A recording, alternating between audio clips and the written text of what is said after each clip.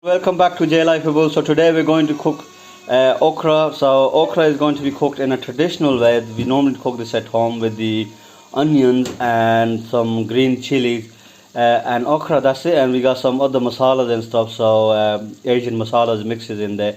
But other than that, there's nothing else. And obviously we're going to use oil. So let's crack on and start cook some okra and show you how it's done, people. So we're going to put 1 cup of oil.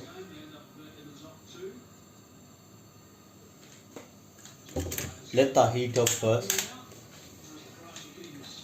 So guys, so we got okra here, or lady finger as American would say, up India, up Indies as it says in Urdu Hindi. So it's about just over half a kg, so I would say roughly about 600 gram. Chopped them, so they're chopped quite small.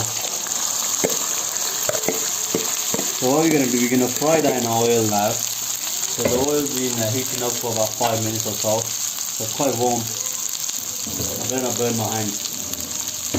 Alright, let's give it a mix.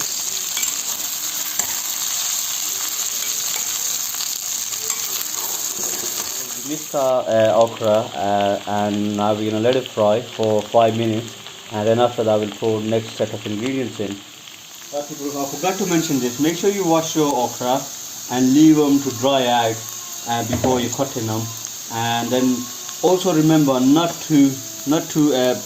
mix them too much because you might end up crushing them. So now we're going to put in our masalas. So I've got big 5 teaspoons of coriander here, dry coriander, 1.5 spoon of salt, Jira 1 spoon, 3 spoons of crushed chili, and a small spoon of teaspoon of turmeric here. So I'm going to put all them in there and give it a mix.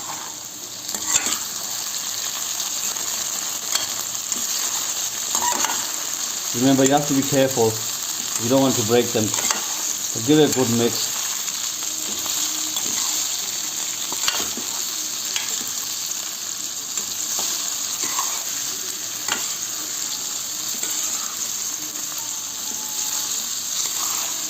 Right, we're going to let it fry now. After mixing our masalas, we're going to let it fry for about 2 to 3 minutes.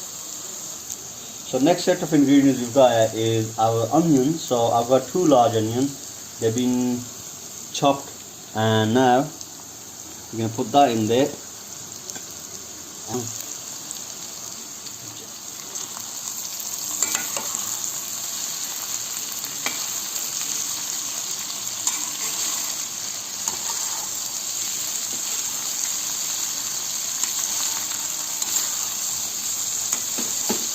Honestly, it's so easier to cook meat dish than a vegetable dish.